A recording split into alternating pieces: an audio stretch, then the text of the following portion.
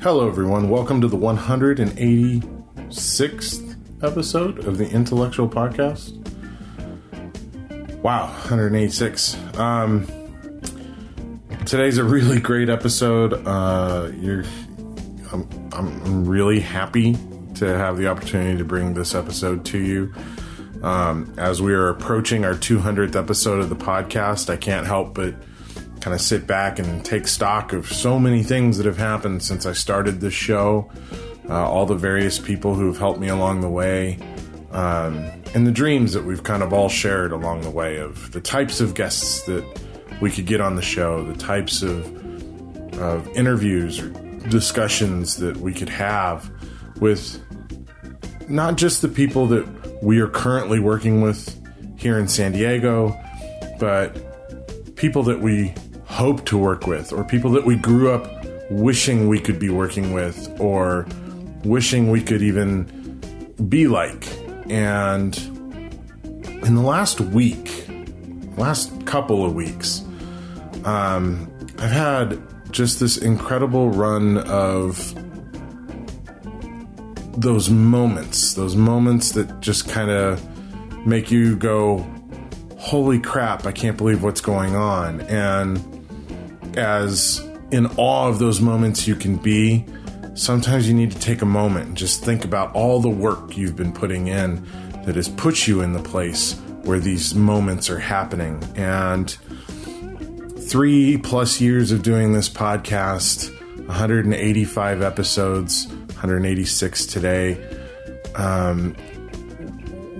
Myself, but the whole intellectual entertainment team included, have been working so hard to propel ourselves forward, to grow as entertainment professionals in every aspect that we are part of this business, from the podcast to our films to our TV show, and progressively moving forward into our YouTube presence. And a lot of big things are happening around here. A lot of projects that we're putting together, and it's been one of those couple of weeks where I've had to just kind of stop and take a breath and think it through, like, wow, all these things that have happened. And what's happened in the last couple of weeks is we had Shotgun Tom Kelly join us on our talk show, and it was amazing to sit down and talk to this legendary radio personality, 2-time Emmy winner for his show Words of Poppin', which was on TV when I was a kid. He means a lot to me personally because he was on television, working with kids on TV at a time where my childhood was at its kind of darkest. And those of you who know me know that I had some pretty dark times as a kid. And Shotgun Tom was kind of a ray of energy and positive light in my own life at a time where I needed a role model like that. And he was one of those entertainers that served that spot in my life. And to consider him a friend now, and a colleague, somebody I can call and talk to when I need advice or help. He's always open and so incredibly generous with his time with me. And to sit down for a second interview with us, a second discussion with us, so that we've had him both on the podcast and now on the Intellectual Talk Show, it was just such an incredible thing. And I was pinching myself while we were recording the episode, and here we were a couple weeks after that, and just a couple of weeks ago now, at the San Diego Film Awards, and I'm literally able to stand off the side of a stage while I watch one of my mentors receive a Lifetime Achievement Award, and it's presented to him by one of his dear friends who I had the opportunity to ask to do that, and hear the joy in his voice of knowing that he was going to get to have this opportunity to present a Lifetime Achievement Award to his very dear friend. And the two of them came off the stage, and I was right there. I was part of that moment and able to say congratulations to Shotgun immediately upon him receiving his award. It was such an incredible experience, such an incredible moment in my life, professionally and personally. Just unbelievable. And I follow the Film Awards with just an incredibly intense week of editing, trying to get the show on TV. And then a week later, I'm sitting there watching us all on television on one of the major stations here in San Diego, on the CW affiliate here in San Diego. And that was incredible. And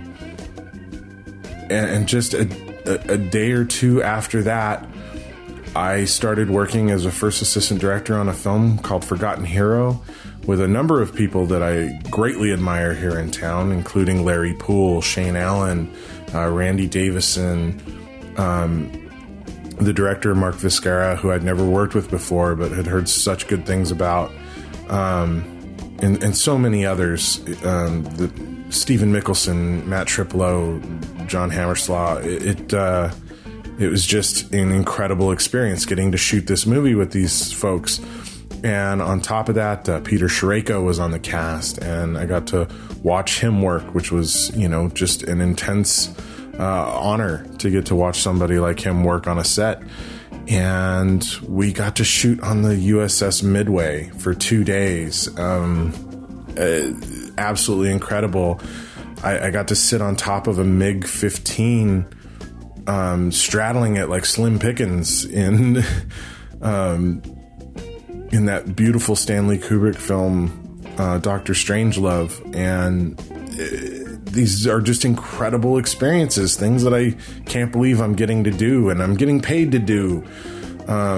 It's incredible. And then to top it all off, as if being able to work on the Midway and do these incredible things wasn't enough, we get the call that Ernie Hudson would like to be on the show. And if you know me, you know how much I love Ghostbusters, man. Like, I quote Ghostbusters constantly, and I quote Ernie Hudson probably more than any of the rest of the Ghostbusters, to be honest with you. Because that line, man, I have seen shit that'll turn you white. I quote that all the time. And when someone asks if you're a god, you say yes. I love those two quotes. They are probably my two absolute favorite quotes in the entirety of Ghostbusters. And Ernie Hudson wanted to come on the show. And I'm just, I can't believe it. We talked with Ernie Hudson, and it was a wonderful, warm, engaging conversation with a man that I've admired for a very long time. He's an incredibly hard-working actor.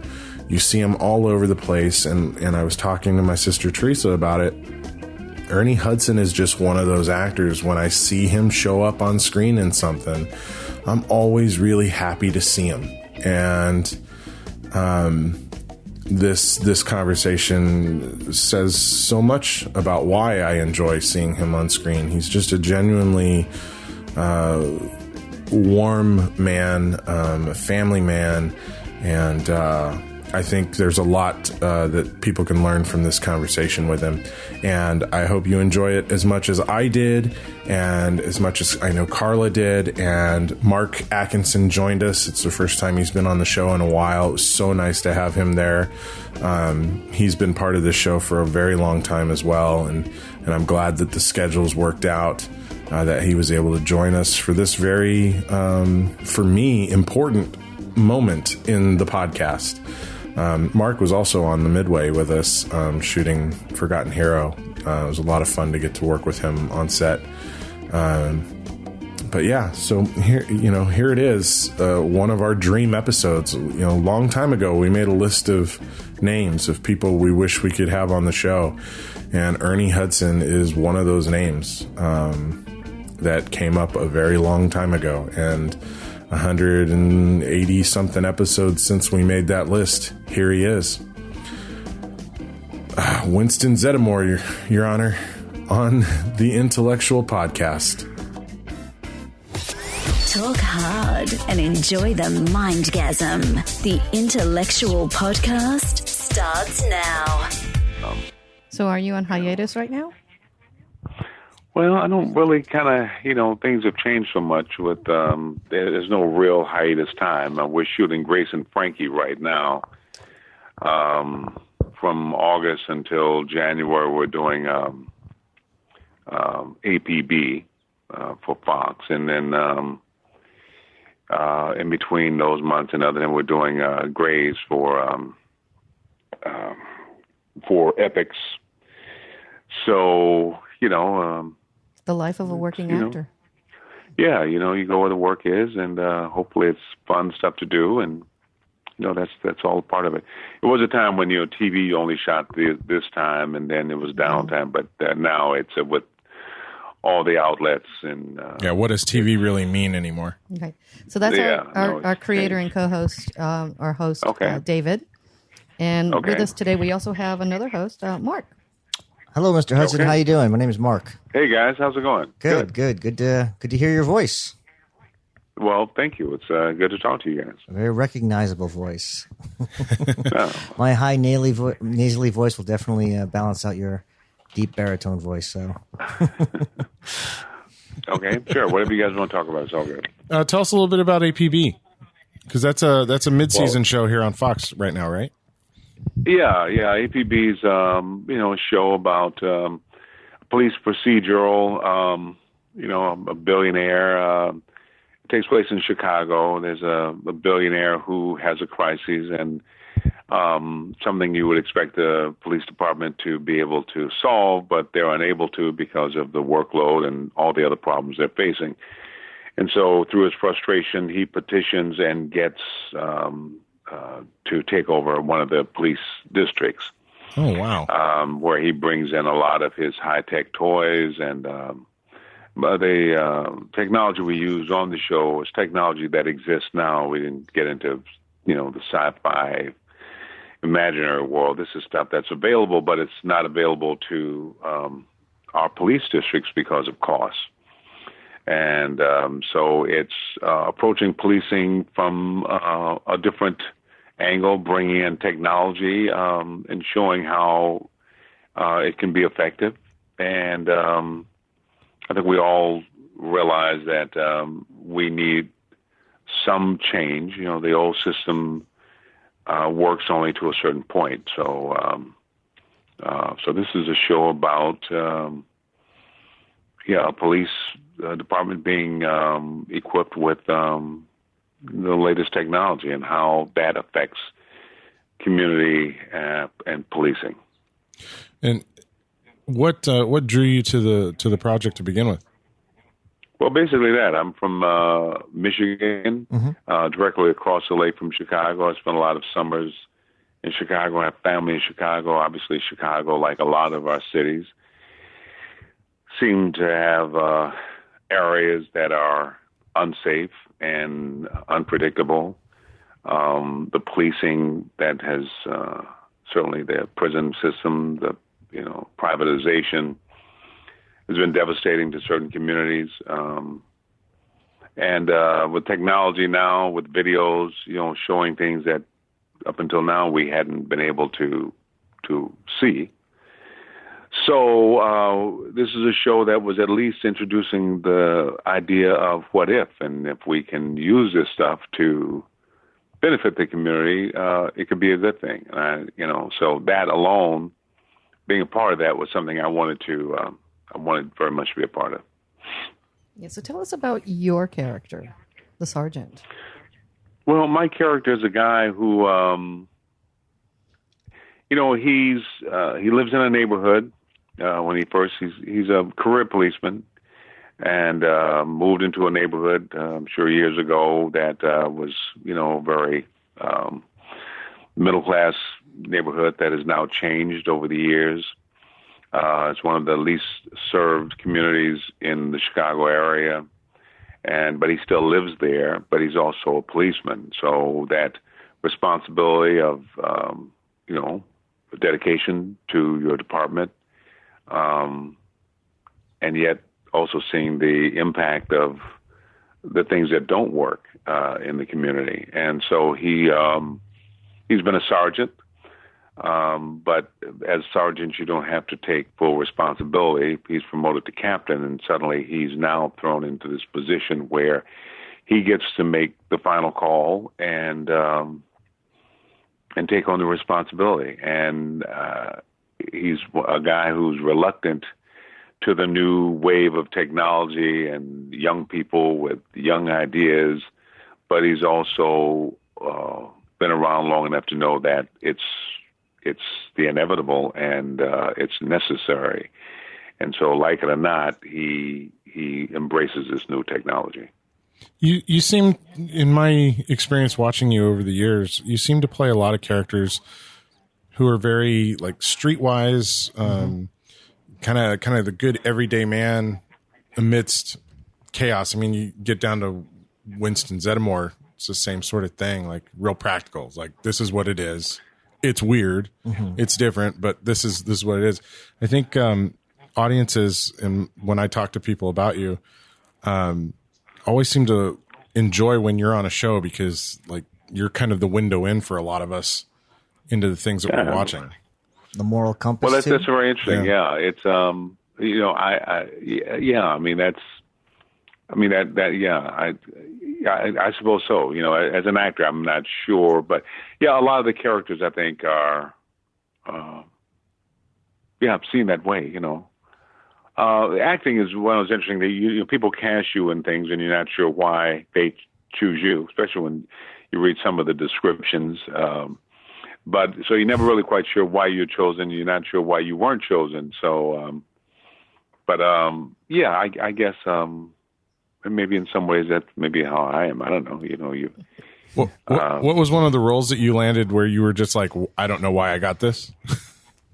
I did an episode of Tales from the Crypt, and it was 350-pound guy who just ate. You know, he would cook all this food, and he just ate mounds and mounds of food. And he had a wife. Joan Chin played my wife, who he was extremely jealous of. But he was this clown who could, in the circus, he could read minds, and so. But he was just this, kind of a. I don't know, abusive, I suppose, in some way. And so they cast me, but when I'm reading the description, I'm like 350 pounds. And so when we did the show, I'm eating up all this food and I got this kind of crazy clown makeup on. But they said, no, we thought of you for this part and only you can do it. And I'm like, okay, but I'm not quite sure, what it is about me that makes you, it's funny when you read the description of, some insane looking guy and then they go, you're perfect for it. You're like, thanks. Yeah. So, I think. But I guess it depends on how people see you. I've done a lot of different roles, but somehow the policeman roles are the ones people kind of connect to.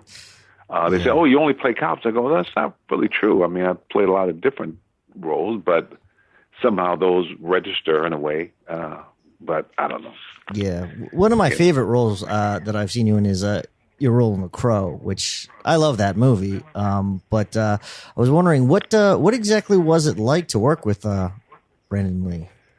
Well, Brandon, I knew Brandon for about 8 years before we did the movie, and really? He wanted me to play this. He grew up with Miguel Ferrer, who just passed recently. Miguel was great CIS, character actor. Yep. Yeah, and I've known Miguel for a long time. We're doing a series up in Vancouver called Broken Badges for Stephen Cannell, and Brandon had just come back from China doing something over there, and he spent a couple of weeks there just sort of hanging out, and I got to know him, fairly well. Yeah. And then when The Crow was happening, I got a call, and I really, wanted to. This was a film that was really important to him, and. But I like Brandon. He was just really a sweet guy, very giving, very just. I sometimes think if he had been a little bit more demanding, maybe that whole accident could have been avoided. But he was just a really, really nice guy, and it's hard to imagine, what happening. But I mean, I work in a business that's supposed to look very dangerous, but there's all kinds of safety precautions to make sure that it's not. And in a way, time when Yeah, in a way, it kind of changed the industry. I've worked on a couple of sets myself, and they don't mess around with prop guns. Yeah, well, they didn't, but up until then, they had that, what was it, Hexum, I can't think of his first name, but who was on the set and was playing with a blank gun and put it to his head, pulled the trigger, and it, so that kind of got people's attention, but it didn't really bring about the changes. When we did the Crow, they pass out the guns, and we go to lunch with them and come back, and everybody was very casual about it. The interesting thing, Miguel Ferrar, who, grew up with Brandon, who I knew on our set, he was always very, adamant about checking the guns and making sure. But Brandon, I think, was, sometimes as actors, we get so into being a nice guy that we don't, you don't want to be labeled as a prima donna, and so you let a lot of stuff slide. And you're expecting people to do their jobs thoroughly. Well, you do, but sometimes Yeah, well, I remember when I got down there. They've been shooting about 4 days when I went to North Carolina, and the first night on the set, it was in North Carolina, but it was freezing. I mean, it was like 30 degrees or something, and Brandon was walking around with no shoes on, no shirt on. I mean, they were shooting the scene, but they had no heaters on the set. And I'm like, Brandon, where are the heaters? And, well, there aren't any. What do you mean? How can there not be heaters? I mean, it's freezing out here. It was so cold they had to take the Crow off the set to protect him, but Brandon didn't, I complained, and they got heaters, but sometimes we don't want to, you want to be nice. You want to be, but when people say you're a nice guy, it's not always a compliment in this business. Mm-hmm. Yeah. Sometimes you have to be heavy about the things that you need to push. You do. You do. I mean, whenever I do stunts, well, first off, I don't do stunts, but when they want me to do something, even getting close to a stunt, I'm like, no. Before I do it, let the director do it first and show me what he wants. So, because they'll go, oh, it's just no big deal. Just do this. And you go, you know what? I could die from that. So no, but it's hard. It's hard to say no because you want to keep the show moving and you want to, but sometimes you need to stand up for yourself. Yeah. How did you get into acting, Ernie? I think I grew up in a poor town in Michigan and never knew anybody even remotely connected to the business. Sort of got into college, not knowing what I wanted to do. I tried a lot of jobs it seemed like each of those jobs lasted 20 years, but they were probably about 2 months each. I know that feeling. And every job I had, I really sucked at, like really bad. Yep, double check. And just starting to feel like I wasn't good at anything. And then I got a good job, a job that my grandmother raised me with. She thought it was the best because I was with the Michigan Bell Telephone Company, and I got to wear a tie, and they gave me a little green car, and I had a secretary. I was a communications consultant, and oh man, I hated that job. I mean, I was I'd screw up so bad. I just would think, oh man, they're gonna any day now. And yet they come into the office and pat you on the back. Yeah, it's just I just was awful, and when you're awful at it, and when they start making excuses for you, it's like it's not good. But when I left that job, I was just trying to find something that felt right. I was married, and my wife said, "Well, why don't you do that acting thing?" I took an acting class I really liked, and she said, "Do they act?" I said, "Well, but actors, the average custodian in a theater makes more money than the average actor does." And she said, "Yeah, but you're broke anyway, so you can't lose any money." So, and then and that's when I just, the first time I saw a professional play, I was just so blown away by it that I just thought if I could just do that, that's beyond a dream. I mean, to be a working actor and then I got the chance to do it. So, It's something that made sense to me. I was doing an interview, and they said it's great that you are able to do the thing that you love. And I go, well, I don't know. It's so much that I love it, but I just don't suck at it. I get it. I understand. It makes sense to me. I understand it. It's I can do this. I think people should look for the thing that they can do. I can do this, and that I've been very fortunate to make a living. I was having lunch with Joe Mantegna and Tim Daly and Joey Pantoliano. Ooh. And they were talking about all the jobs. No kidding, huh? They were talking about all the jobs they had worked, to sort of make ends meet. And once I committed to acting, I've never had to work an outside job. I've always been able to make a living. Not always the best living, but I've always been able to make a living. Well, I think that's one of those interesting things. If you're happy doing what you're doing, your acceptability of what making a living is changes too, right?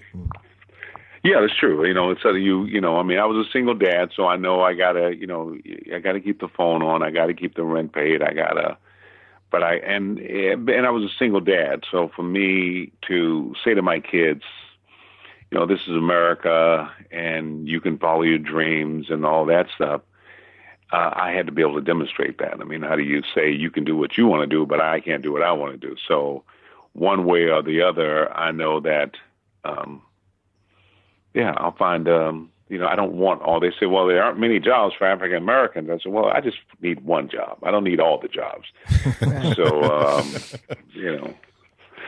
So I've been very blessed. Yeah, you've been doing it for about 4 decades now, right? Almost. Yeah. I mean, if you take in the theater stuff, it's been about 50 years. But nice. In film and TV, the first film I think was the first real film. I did a couple extra things in Detroit, but I think it was in '73 or '4 or somewhere. Lead Belly. Uh-huh. And and then I came back and came out to L.A. So since then, but up until then, I was able to make. There was a lot of theater happening in Detroit, so I was able to make enough money in Detroit to stay in school and keep the rent paid. I got my equity card back there in '67 or something. So, what do you contribute your success to? I mean, it's oddly enough. This will sound probably kind of weird, but I grew up. My mom died when I was 3 months old, and I never knew my dad. And so my grandmother, to make this all make sense to me, she sat me down and basically said that God is your father, but God is everybody's father, of course, but everybody don't know it. And so, but that sense of God is personal, that we're spirit more than we're physical. It's funny, but she would, now all this stuff is kind of, but this is, was sort of her teaching, and that there is an intelligence that would respond to us, that all the spiritual teachings talk about ask and it's given. So if you are clear on your asking, there is an answer that will come to you. And that this spirit cared about, watched out for us, protected us, and I totally believe that. Now, the funny part is, about a week ago, I found my dad. Wow! Whoa. My real dad, my physical dad, and as I began to through Ancestry.com, and so as I began to find out certain things, it's interesting not having that presence. And in some ways, maybe better off not having that presence. I don't know, but yeah, I think so. What I think has helped me is, I do believe, when I went to Hollywood, I didn't know anybody in Hollywood. I certainly had no money, and I had a brother who lives there. And since I was a single dad, I knew that he and his family would help me with the kids whenever I needed it. But I trust the universe will always deliver It might not be clear how, but I don't really have to know how it's going to happen. It may not always be the answer you want, but it'll be the answer. Yeah, it may not always be the answer I want, but it'll be the answer that I need. And also, I don't have to figure it out, because some people get caught up in the figuring it out. I just know that if I step out here, my grandmother would tell me the story of the children of Israel when they were running away from Pharaoh, leaving Egypt. And there are two versions of it in the Bible, but one, they get to the Red Sea, and they're how do they get across? And then they were ordered to, or told to, step into the water. And as they stepped into the water, then the water, receded, and they were able to get across. But she would always stress that it's important to step into, the water. You have to make that step without knowing. They didn't know the water was going to, there's that fear, well, what if we drown, and all those things, but you have to take that step forward, but just know that the universe will always deliver. And in my life, that's always been, I look at a lot of things that were going on when I came to Hollywood, with people I was working with, and I didn't have a clue. Because I never really depended on it. Well, you just do what you do. And I've gone to parties where things were going on in the back room that I heard about years later. I didn't know. I didn't. I think I trust the universe will deliver, and it always has. That's been my experience. And so I tell that to people, and I know a lot of times people have a hard time relating, but I don't. It wasn't up to anyone to block me. Right. Because I didn't think they had the power, because if Paramount didn't, some other studio would. Right. It just works that way. My dad always used to tell me, know yourself and show up. Yeah, you got to show up and be prepared. Yep. Once I became an actor, I realized that I could never take it lightly or casually. I cannot never show up unprepared. That it was a gift, it was a blessing, and I had to respect it and give as well. I had to be prepared. I've worked with so many actors who, man, I got to tell you, if they show up on time, and half the time, I mean, they do things that I can't even comprehend. You do this because it's a job. You do this because it's a craft. And it's what I do. It's a part of who I am. When acting works well, my wife is happy. The kids are happy. Sure. Things go well. When acting isn't working and I can't get a job, all that falls apart real quickly. Well, hopefully not my wife and kids, but it's who I am. Not all of who I am, but it's an important part, and I have to respect it. It's such a strange job, because you put so much of yourself into it and basically ask people to accept you. Yeah. In a way that a lot of other jobs don't. A lot of other jobs are really anonymous, but when it comes to acting, it's so much about you putting yourself out there for other people to accept. Well, I guess, but in a way, we kind of hide behind our characters. I mean, when I do public speaking, I'm out there. Mm-hmm. This is me. This is Ernie Hudson's up there, and we're sitting here, and he better tell us something interesting. That's me kind of going, oh, okay. With acting, I'm within the context of a story. I'm playing a character. Yeah, you do feel vulnerable. I mean, when I'm certainly on stage, you step out there, and what if they don't buy it? If they don't believe it? Acting is believing. They got to, but we're storytellers.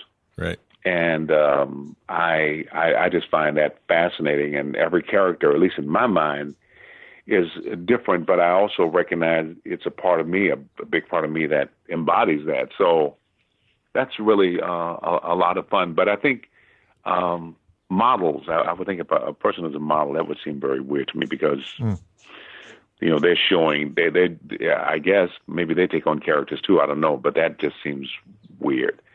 I'm not into I've exposing met some models me. And they are characters, I can assure you that. Yeah, I mean, I don't feel that I'm that interesting, me personally, but I think my character could be, so. What are some of the stories that you like to tell the most? Do you prefer doing comedies, or do you prefer dramas, or do you like the action films? Because you've got a career where you've bounced amongst all sorts of different genres, which I find awesome. Well, I think when I decided I wanted to be an actor, and I realized that in order to make a living, and I had to make a living at it. It wasn't something I could do. I was not interested in finding a hobby. Right. That I had to be as prepared. So if they needed someone it was a role about a guy, and if I needed to cry, I needed to cry. If I needed to make them laugh, I got to make them laugh. Whatever, I had to adjust. And I had to broaden as much. I couldn't just play a certain note because I needed to increase my possibilities of working. And my kids, who were totally dependent on me, it was important that I found a job. So, yeah, I love comedy, and it's great. I think I have a good sense of humor. I love that.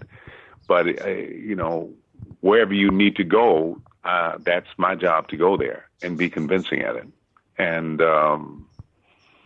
it's not my job to bring me so that every time you see me, you see, if the guy in the Hand Rocks the Cradle was a guy from Ghostbusters, it doesn't work. Right, yeah. So,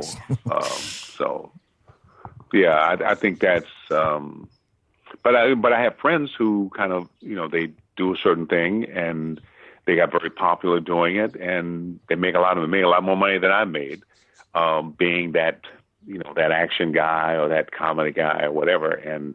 But I haven't been, but their jobs dry up so easily. Yeah, well, they get a run. Mm-hmm. Well, and also I have friends who they have scripts written for them. I've had to, if you related to buying clothes, I've had to take the suit off the rack and, make it fit me. They didn't design a suit for me, so. Okay, that's our next project. We have to design something for Ernie. Right. Okay. Next script I write. Yeah. So I also the thing now, of course, I've been doing it so long, but suddenly, you just hit a wall where you just, you want it to be something that you have to bring all of you to the project. You want to do it for the right reasons as opposed to talking yourself into something because maybe the money's whatever, or not the money's really that interesting. Yeah. I don't have to talk myself into it too much. I can make that happen. But unfortunately, these days, there aren't that many jobs who are offering that. So I find myself doing roles, and the money's not great, and the part's not great, and I don't know who these people are. So that kind of stuff, you kind of go, I don't want to work just to work anymore. Yeah. Well, that's interesting. So, when we started the conversation, you were talking about how kind of the TV season thing doesn't really exist anymore, that, with all the different outlets and whatnot, kind of television just keeps going all year long. Making movies goes all year long. With the proliferation of so much more television content and stuff, is it hard? Is it getting harder to make a living, even though there's more? I'm in a different place, so I don't know what young actors run into. I can't imagine. Yeah, it's hard because everybody's crying the blues about there's no money. Or you see a show and maybe one or two high-profile people get paid, and the rest are working for.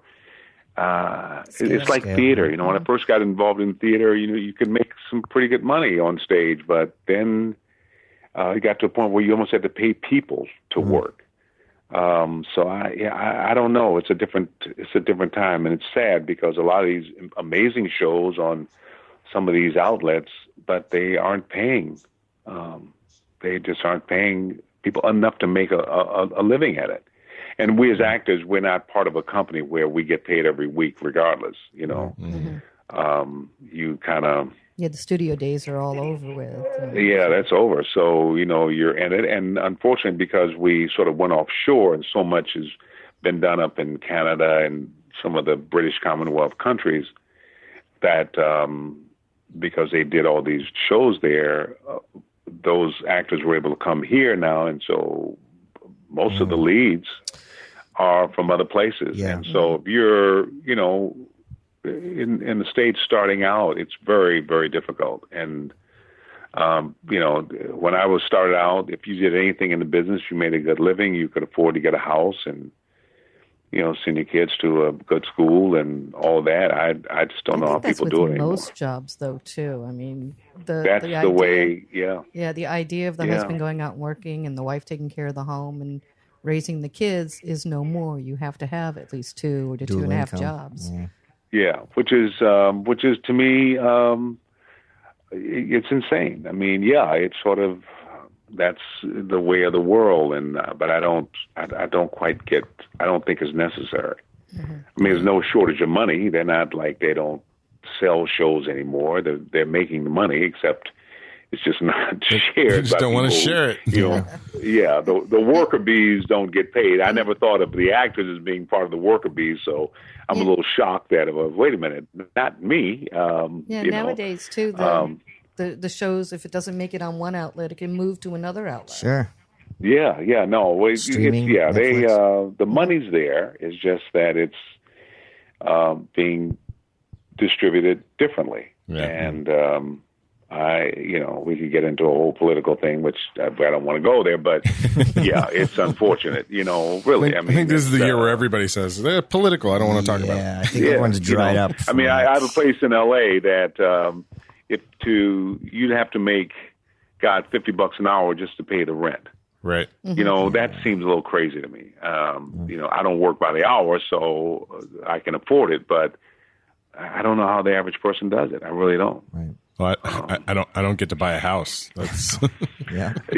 Unfortunately, a lot of people, I think, and that's why I think the whole thing for me, this whole American dream, which I totally believed in, but it's to believe that you got a chance at winning, and that, I became an actor because I thought I can do this. I can win. I mean, I got a shot at it, but geez, if you don't have a shot, then what's the point? Yeah, no kidding, right? Well, it seems you've won though, because like I said, 40 years of experience. You've got well over 200 credits. Television. Oh yeah, no, I mean credits, where I'm sitting, I'm good. Yeah, I mean, you're sitting pretty. Yeah. I got no problems. I'm not mad at anybody. But I have kids. I have grandkids. I see, the communities, and we want this to be a place for everybody to, if they want to, do the work, that they got a shot at something. Not I got to work 3 jobs and never see my kids just to have a decent life. Yeah. But that's another story. So. So speaking of upcoming projects, you've got, I think, Twin Peaks? Yeah, Twin Peaks is, that was, I wanted to work with David Lynch, and so it was, it was kind of cool that, he asked for me. I wish I could say something about it. Is he as quirky as he comes across? Like, yeah, pretty much, yeah, he was,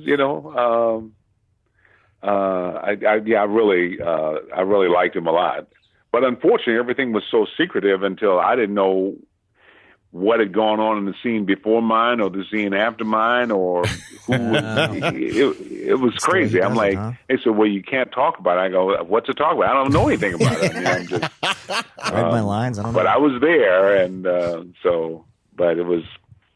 Oh, it's amazing. Yeah, I'm really looking forward. I'm looking forward to seeing it. Yeah. That's fantastic.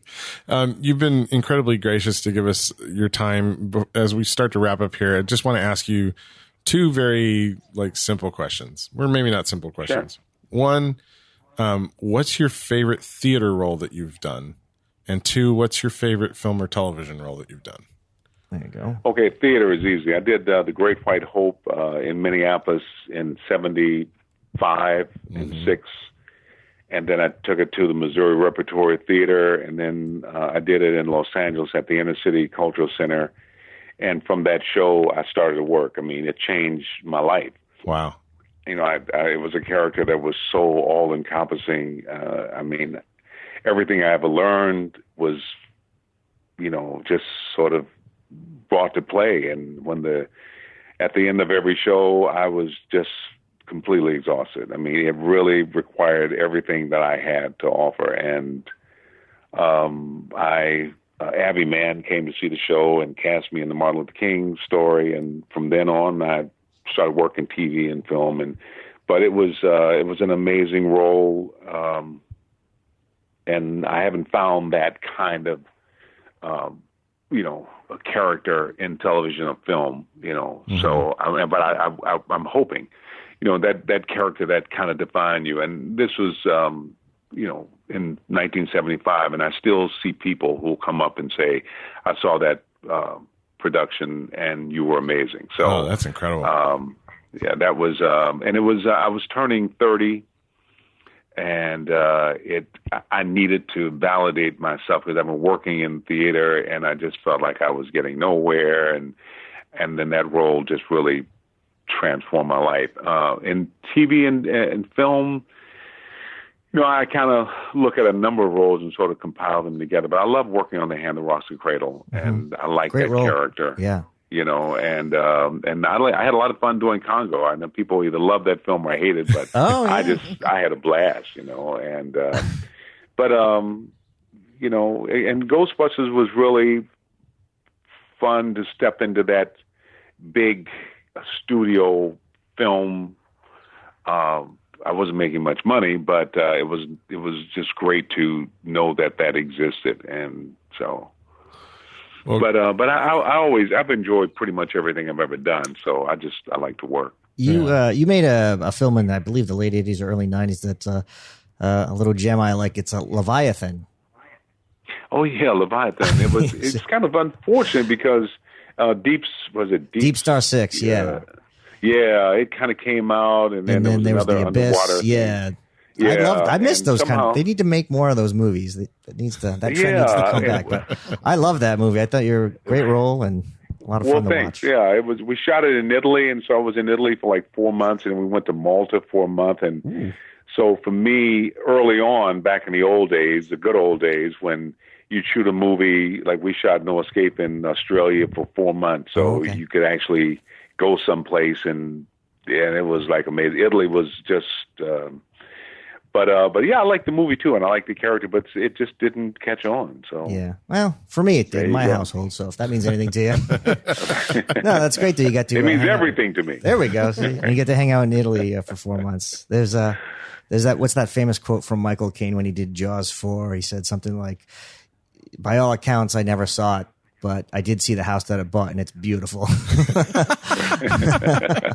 But I got to say, Leviathan's definitely better than Jaws 4, and that's coming from a big Jaws fan. So. Oh, well, thanks. Yeah, thanks. Well, Ernie, thank you so much. Thank you so much for chatting with us.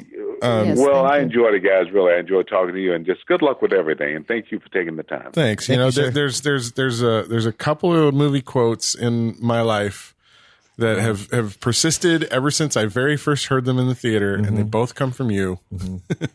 I've seen shit that'll turn you white. Yep, I say that almost every day of my life. Yep.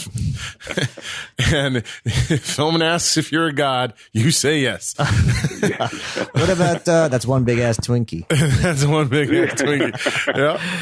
Yeah. I mean, the rest of that cast is brilliant, but you were absolutely my window into Ghostbusters, and you made it feel like anybody could do anything, and it's such a treat to get to chat with you. Yeah, and you were my favorite cameo in the remake too, or the reboot. Yeah. No,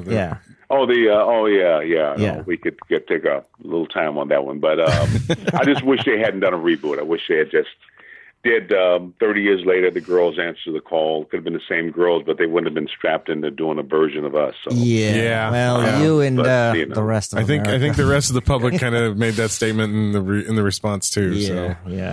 But it was really nice to see you back on screen and in some capacity with Ghostbusters. Yep. Well, thanks so much, guys. Because it is a special spot for me, man. And I'm so glad A.P.B is coming back next year. Yeah. Did you get the pickup for season 2 on A.P.B? We haven't heard yet, so we're still. I think these last 2 episodes. I have no idea what, but we're still waiting to hear. I hope so. It'd be fun to do, but no matter what, I just had a great time doing it. I like the show. I think the last 2 episodes, especially. It took us 2 or 3 episodes to kind of get our groove and figure out where we were with each other. But I'd love to see it come back. Well, we will keep our fingers crossed for you, and we will encourage all of our listeners to make sure they check out A.P.B. And and Ernie, thanks again so much. This has been just a real honor for me to get to chat with you, and I know it's the same for both of my co-hosts. Oh yeah, likewise, for sure. Yeah. Great. Well, thanks. Great talking to you guys. All right, you have a great one. Likewise, sir. Okay, take care. Bye-bye. Bye-bye. Hello there, citizens. I am the terror that flaps in the night. I am the floaty that will not flush no matter how many times you try in the toilet bowl of crime. I am Darkwing Duck, telling you please, talk hard and enjoy the mindgasm. Whatever the heck that means. After all, you are watching Intellectual Podcast with your ears.